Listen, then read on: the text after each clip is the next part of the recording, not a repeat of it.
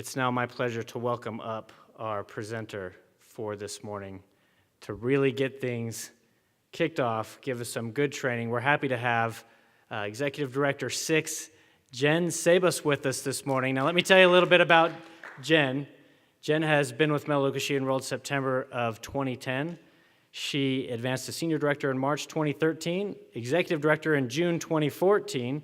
She has 147 personal enrollees, 18 personal active directors, and most notably, a President's Club achiever in 2015 and in 2016. So please help me welcome to the stage Executive Director 6, Jen Sabas.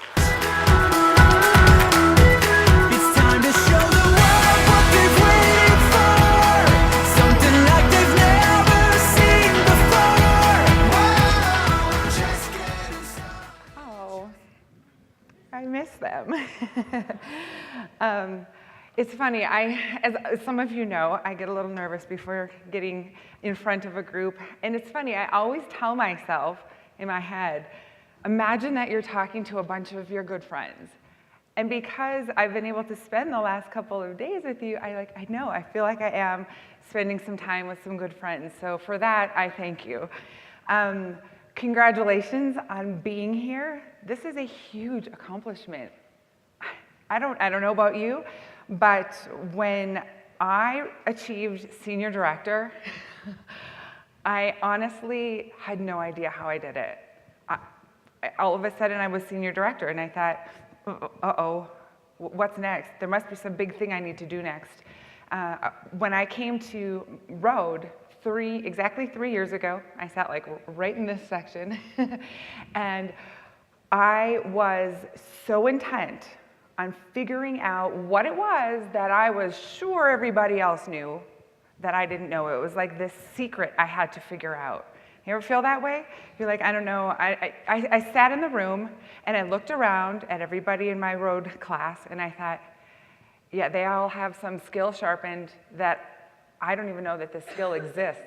Like there was some Senior Director club that they were all in and having meetings and nobody invited me. Like that's how I felt. And so I came here and I thought, well, I'm gonna figure it out. That's all, that's to it. I have to figure this out. And I listened so intently to every speaker, every trainer, everything. And there were moments where I was like, oh, that's it. Oh, I got it. And I'd write it down. And then I would think about it and say, okay, well, you know what? That was great training, and it was really cool to hear about it in that way. But I think I kind of already, whoops, I might be too close to that other mic. I think I kind of already knew that, right? So I would listen again. John Duffner was one of the speakers at Road, and he owns a room. And so when he was speaking, I was like, this is it, man. This is it. I know it. This is it. And then again, I told myself, maybe, but I kind of already knew this. So I started to freak out, honestly. And I'm being totally honest with you. I started panicking that I was going to go home not knowing what it was, the secret I needed to find out. And then it hit me, like right between the eyes. It's not about you. It's not about us. It's in our mission statement, right? We know this. But to become the leader I knew I needed to be, it wasn't about me. Again, we know this, but are we at home planning out what we need to advance? Or are we at home looking at our organization and saying, what's their story? Who's here? What can I do for these guys? Why are they trusting me to help them? What's their dream? I think that there is a big difference between hitting Senior Director and becoming a Senior Director leader. Hitting Senior Director is you're at home and you are like focused on your numbers. I need 5 directors, and I need this volume. Okay, so I've got my 5 directors. There they are, good. Wait, one fell. One's at 6, got to help that person back up. Okay, no, stay there. I need 5 directors, don't move. I got to figure out the rest of my volume. And then you hit Senior. That happens. I think people can do that, but I don't think that they'll stay, I don't. Or you are at home, again, looking at your organization. They are more than names. They're more than a number, category 2, category 3. They're here because they have a dream. They want to change their life. I think that's where it's at. And senior director truly is a mindset. I think there's a lot of people who are senior director the day they enroll because they have that leadership mindset. And there are others who maybe their status actually tells them they're senior director, but maybe they're really not. You know what I mean? When I was climbing a little bit through the director ranks, and I was moving kind of quick, but like not super fast or anything like that. But I got up to, I kind of plateaued director 8, director 9, and I kind of sat there for a few months. And I was fine. I wasn't blaming myself. We never blame ourselves, right? I'm like, well, hey, it's slow right now, and I'll get there, and it's good. So one of my personal enrollees, her name was Donna. She was, I think, probably director 3 at that time. And she's also a life coach, so I loved having calls with her. They all turned into like mini therapy sessions for me, so it was awesome. And so I was talking to her, and she said, "Are you afraid? I have to tell you, Jen, I feel like you're afraid to reach senior director." I was like, Donna, why? You know me. This is like all I talk about. Like, I'm not afraid to reach senior director. This is what, I can't wait. And she said, I think it's pretty clear that you are actually. Oh, what the heck? Why? She said, are you afraid of failure? I mean, seriously, I didn't even flinch. I'm like, no, I'm not afraid of failure at all. I am a very type A personality. I take risks every day, knowing that whatever goal it is I'm hoping for, I may not do it, but that's fine. You fail every time you don't try. So no, that's not it.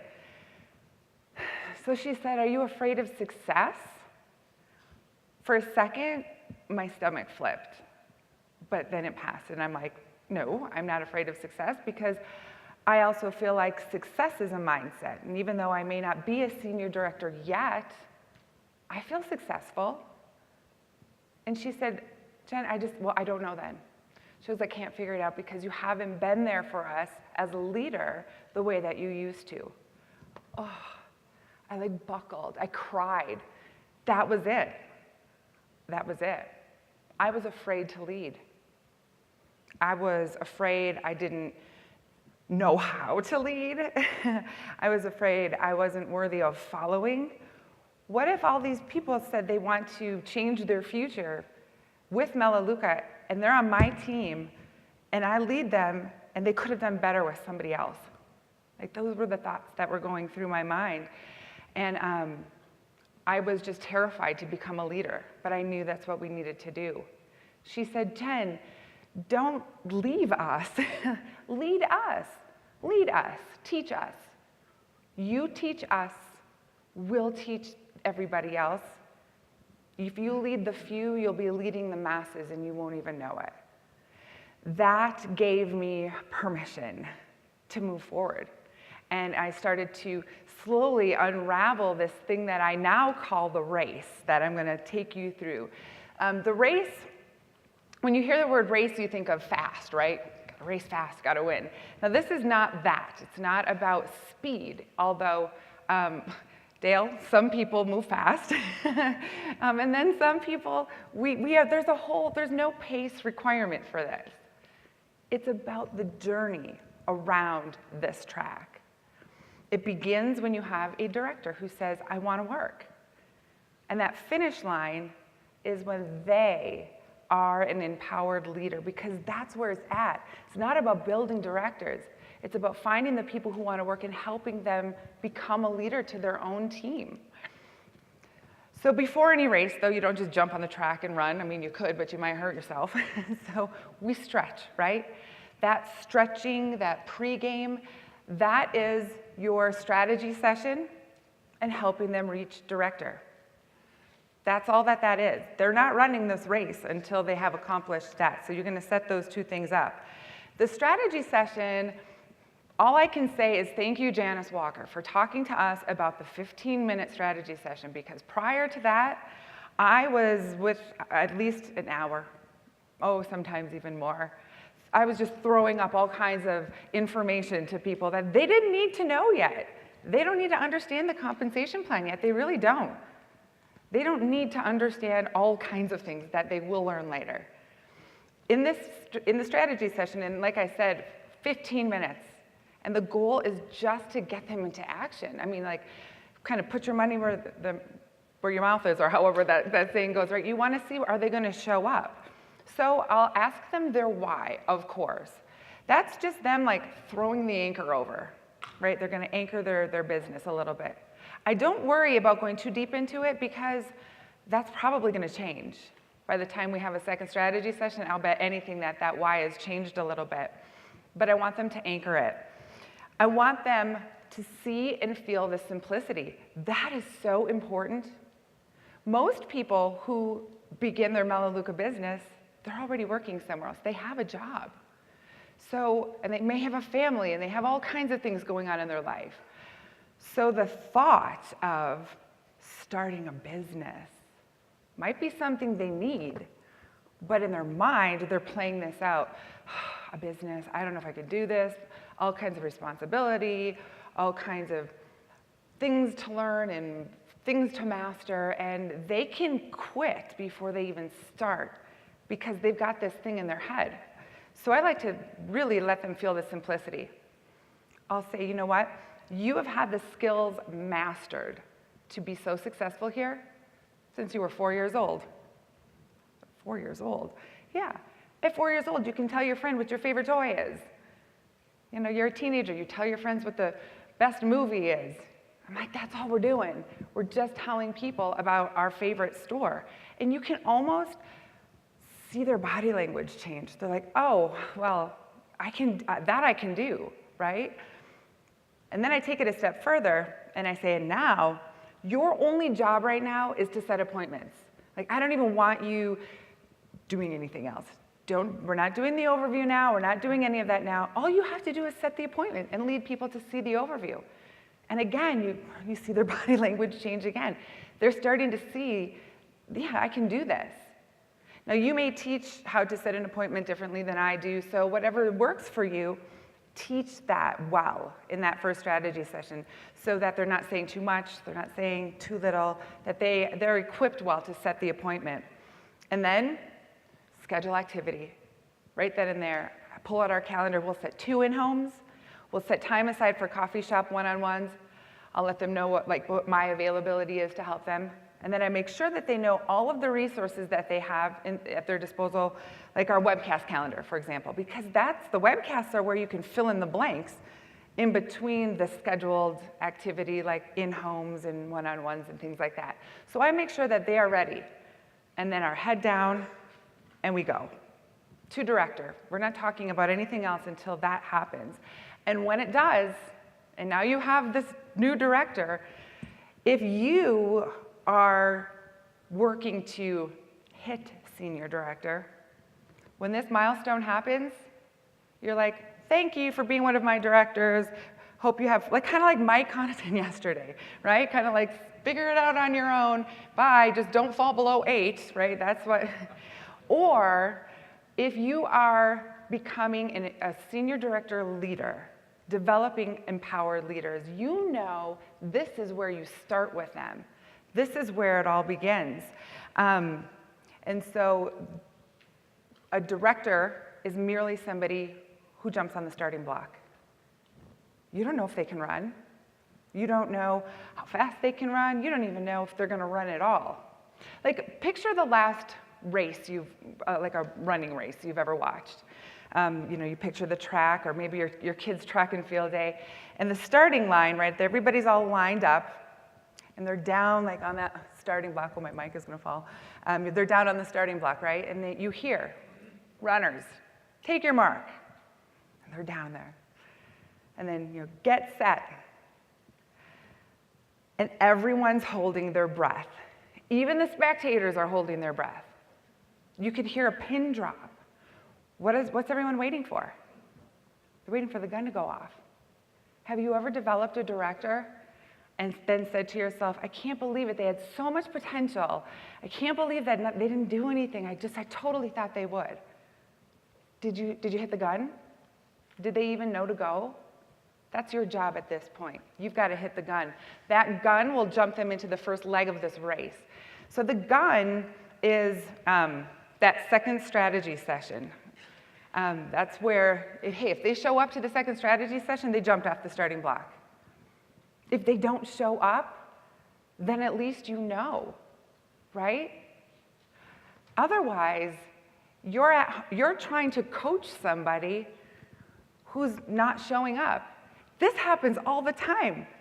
Somebody will reach director, and they're so excited, they don't feel like they just got done stretching and it's time to get into the race. They actually feel, and this happens a lot, they feel like they ran the race. They feel like they won. They've got their trophy, their shoes are off, and they're going home. Like they're happy with it. And you're at home thinking, they're not answering my calls, they're not showing up, this isn't working, they're not moving. I must be doing something wrong. I must be a bad coach. They love you. They just took their shoes off, they're done. So that second strategy session is going to be the gun, where you know, do you have somebody who showed up? And that's where you're going to chisel that why. That first why that they give in the first strategy session may be a little panic-induced. Does that ever happen? Where they're like, my why is I am 2 months behind in my car payment. I just need this to pay my car payment. But by now, they are a director. They've received a paycheck. They're starting to feel the Melaleuca culture a little bit. Maybe they're relaxing and they're actually seeing a little bit further into their future. Let them really talk out that why a second time, because you'll probably see that it changes from the first why that they gave you. And then I'm going to get serious and then ask some serious questions, kind of like look them right in the eye. Are you all in? Are you all in? Can I have 6 months with you before you even come up for air? No quitting, no even talking about quitting. This is not going to be all rainbows and unicorns. I mean, it's fun. There's a lot of fun here, but you know what? This is a real business. It's the real world. We're going to hit bumps. So can I have your word that we go at least 6 months before you even reassess anything? Ask them to trust the process. It is a process. I'm going to ask them their business hours. That really kind of helps set the stage for accountability. I want to know their short-term and their long-term income goals. That helps me figure out the pace that we're going to be running. So if they've got high income expectations early on, well, then we got to run a little faster. And then I ask them this question, and it's so much fun every time I do because I get a reaction every time. I'll say, because remember, they just achieved director. This is their second strategy session. I'll say, so when do you think is a good idea for you to start presenting the overview? Their eyes like pop out on the floor and they're like, no, I can't do the overview. Like, don't make me do the overview. I'm like, not ready yet. I'm like, no. I don't want you to even think about doing it now. But obviously you can see that this is part of what we do. So let's think about it. Let's put that out there. What sounds good? Director 3? About 50 customers in your organization. You've developed a director. I'm telling you, by then you will be so sick of hearing my overviews, you will be begging to do your own. And they're just so happy that I'm not asking them to do it now. They're like, okay, no, Director 3 is great. That'll be fine. But I set the stage because now every time they're watching an overview, they're watching it differently, right? They're thinking about how they're going to do it when they're doing it. And then I'm going to set a game plan using the compensation plan. At this stage, this is what talks. Money talks. No one's paying their bills for them. They are here to start a business. You've got to show them the money. So I'm going to go to 2 places in the compensation plan. 2020. If they're not there yet, you've got to help them get there. $500 talks. We know as coaches, helping somebody enroll 20 customers, statistically, there's going to be a couple that want to build, and that's what we need.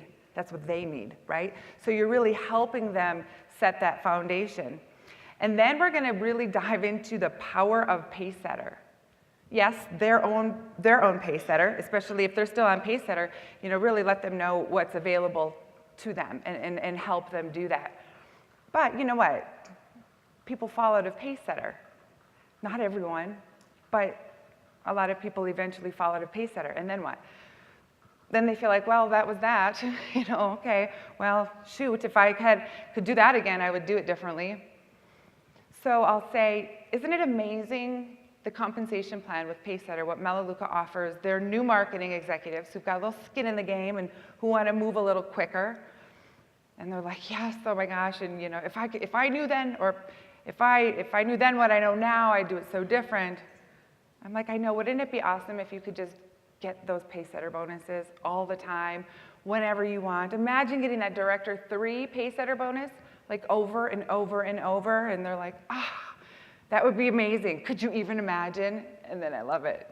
I'm like, you know what, actually I forgot. You totally can. And they don't believe me, and then they want to believe me, so they're like, can I reset it? And I'm like, no, you can't. But if you want those Pacesetter bonuses, let's go find some people who want to build and let's help them, because Melaleuca is going to match that to you. You want to see somebody jump up and go find some business partners real fast. Show them that awesome mentoring bonus, because that's going to get them moving, definitely. And then I'm going to map it out for them to Director 4. So let's just say, for the sake of this example, they're out of Pacesetter. This new director we're working with, they're out of Pacesetter. So I said, okay, let's map out to Director 4. What does that mean for you and your advancement bonuses? Well, to Director 2 is $200 and $500 each to Director 3 and Director 4. So it's $1,200 for them to reach Director 4. So what does Director 4 look like? Well, that's basically 2 Director 3s, right? Director 4 is about 100 in your organization. So we want to develop 2 new Director 3s on Pacesetter. What does that